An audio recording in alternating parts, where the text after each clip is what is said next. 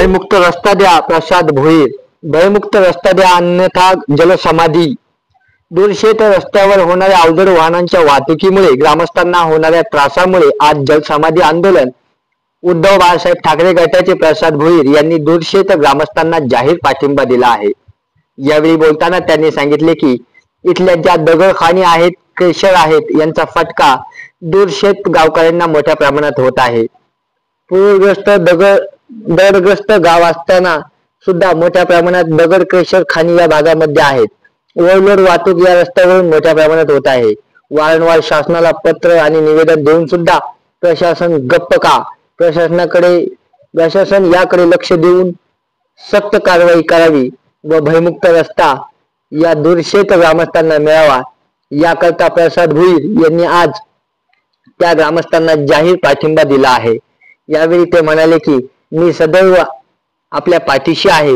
ज्या ज्यावेळी आंदोलन होतील त्यावेळी मी सातत्याने आपल्याला माझी जाहीर पाठिंबा देईल असंही त्यांनी सांगितले आहे. यावेळी ग्रामस्थांनी जलसमाधी आंदोलन केले आहे. यावेळी मोठ्या प्रमाणात पोलीस बंदोबस्त देखील तैनात झाला होता. CNI महाराष्ट्र न्यूज साठी प्रतिनिधी संजय गायकवाड, पेन राईट. व्यक्त करतो की थोडा उशीर झाला, परंतु कारण मात्र आपल्या या आंदोलनानिमित्तानेच होतं. सकाळी मी विधिमंडळामध्ये जाऊन आपले जेवढे आमदार भेटतील त्यांच्या समोर हा विषय मांडला आणि आज अगदी म्हणजे आज नंतर उद्या शेवटचा अर्धा दिवस असणार आहे. जेवढ्या जास्तीत जास्त आमदारांना हा प्रश्न विधिमंडळाच्या दोन्ही सभागृहांमध्ये कसा घेता येईल याचा प्रयत्न केला आणि मग आज सचिन भाऊ आहीर जे विधान परिषदेचे आमदार आहेत त्यांनी तर ताबडतोब तिथे 288 ची नोटीस देऊन आजच्या आज हा प्रश्न विधान परिषदेमध्ये मांडण्याची ग्वाही देखील दिली. भास्करराव जाधव साहेबांनी देखील, मिलिंद नार्वेकर साहेबांनी देखील हे प्रश्न त्या पद्धतीने विधिमंडळामध्ये मांडण्यासाठी दिलेले आहेत. आणि आज या ठिकाणी उपस्थित जे महसूलचे व पोलीस प्रशासनाचे अधिकारी आहेत त्यांना मी विशेषतः सांगेन की साहेब, आमची टॅगलाईनच वाचा फक्त. आम्ही फक्त भयमुक्त रस्त्यासाठी फक्त इथे आंदोलनाला बसलोय. आपल्याला बाकी ठिकाणी बघायला भेटेल की जिथे दगड खाण मालकांच्या कुठल्या ऍक्टिव्हिटी चालू असतात किंवा जिथे खनिकर्माचं काम चालू असतं त्या ठिकाणी मग लोक की एन्व्हायरमेंटला कुठेतरी नुकसान होतंय, कुठेतरी आदिवासी जमिनीतून रस्ता चाललाय, कुठे शासनाची रॉयल्टी बुडवली जाते, याच्यासाठी त्यांना न्यूसन्स, त्यांना ते जे कोणी व्यावसायिक आहेत त्यांना काहीतरी नुकसान व्हावं या उद्देशाने नेहमी काहीतरी ऍक्टिव्हिटी आंदोलन करताना दिसतात. परंतु आम्हा सर्व ग्रामस्थांची या सगळ्या बाबतीत कोणतीही भूमिका नाही. आम्हाला कोणाच्या व्यवसायावर लक्ष ठेवायची गरज नाही किंवा शासनाचा महसूल किंवा पर्यावरणाचा ऱ्हास होतोय या व्यापक प्रश्नांमध्ये पण आम्हाला जायचं नाहीये. आमची फक्त साधी आणि सोपी मागणी आहे. आमचा जीव धोक्यात आलाय, आमच्या मुलाबाळांचं जगणं आज धोक्यात आलेलं आहे. आमची लहान लहान मुलं शाळेत जाताना या ज्या अवजड वाहनं चालतात दिवस रात्र त्याची आम्हाला एवढी भीती वाटते.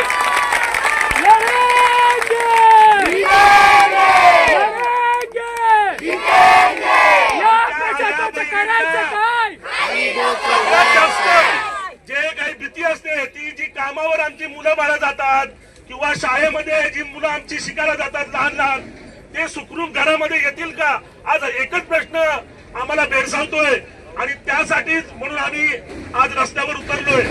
मागच्या वेळी पण जेव्हा तुम्ही सगळी मंडळी बसला होतात तेव्हा मुद्दामून मी फार काही भाष्य केलं नाही. मी अगदी माझी स्पष्ट भूमिका मांडली की याच्यामध्ये राजकारण नको आहे. जे कोणी व्यावसायिक असतील त्यांचं राजकीय कोणता पक्ष असेल किंवा त्यांची कोणती राजकीय भूमिका असेल, मग आम्ही मंडळी आलो की मग ते आम्ही राजकीय विरोधक असल्यावर आम्ही जे भाष्य करू ते राजकारणाला ते वेगळं वळण दिलं जातं. म्हणून मी ते कटाक्षाने टाळलं की त्या तुमच्या या सुंदर आंदोलनाला तुम्ही एवढ्या सामंजस्याने आणि एवढ्या समजूतदारपणे जे आंदोलन उभारलंय, स्वयंस्फूर्तीने जे आंदोलन उभारलंय, कोणत्याही पक्षाचं तुम्हाला फूस नाहीये. अगदी स्पष्ट सांगतोय, कुठल्याही पक्षाने मुद्दामून तुम्हाला फूस देऊन किती उभं नाही केलेलं. तुम्ही सर्व तरुण मंडळी गावातली स्वयंस्फूर्तीने इथे रस्त्यावर उतरलाय. त्याच्यामुळे याला कुठेतरी वेगळं वळण भेटू नये.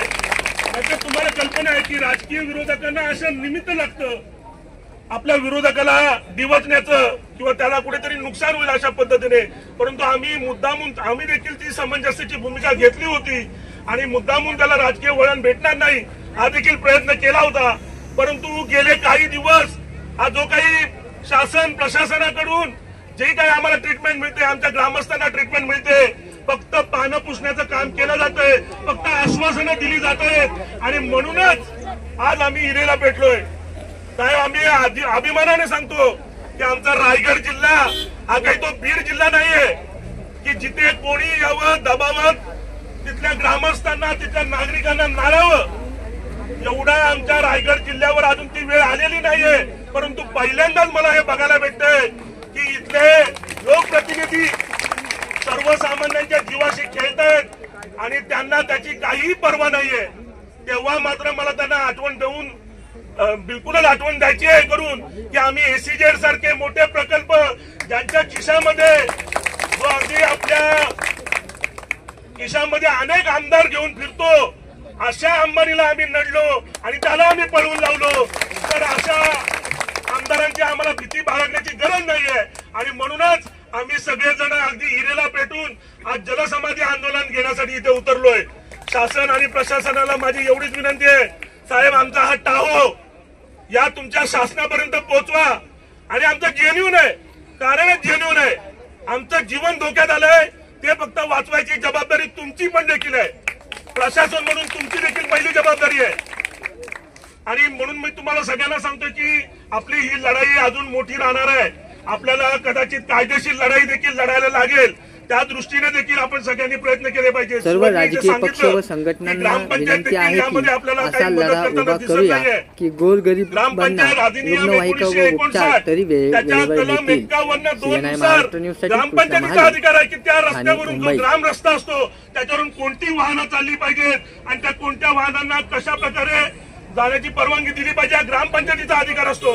आणि मग पोलीस प्रशासन, आरटीओ आणि कलेक्टर ऑफिस, महसूल खातं यांना त्यांना ग्रामपंचायतीला त्या प्रकारे प्रोटेक्शन द्यावं लागतं।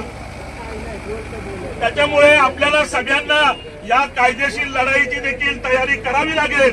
म्हणून मी तुम्हा सगळ्यांना विनंती करतो की तुम्ही सगळ्यांनी असाच आपला धीर खचून न देता तुम्ही ज्या पद्धतीने आपला मार्ग आक्रमलाय त्याच मार्गाने तुम्ही पुढे जा। आम्ही एक राजकीय पक्ष म्हणून नेहमी सदैव तुमच्या पाठी असू आणि ज्या प्रकारची मदत तुम्हाला लागेल ती आमच्याकडून सतत मिळत राहील असं आश्वासन देतो आणि थांबतो। जय हिंद, जय महाराष्ट्र। प्रत्यक्ष सर्व निवेदन करते होते यांच्याशी आम्ही चर्चा केलेली आहे, त्यांचा विषय समजून घेतलेला आहे आणि एकूण 4 मागण्या आहेत। या मागण्याबद्दल विस्तृतपणे चर्चा करून याचा एक अंतिम निर्णय घेण्यासाठी आम्ही आमच्या कार्यालयामध्ये मंगळवारी बैठक लावलेली आहे आणि त्या बैठकीमध्ये अंतिम निर्णय घेऊन पुढची कारवाई आपण सुरू करूया। मग आता काय आपण आश्वासन काय दिलं?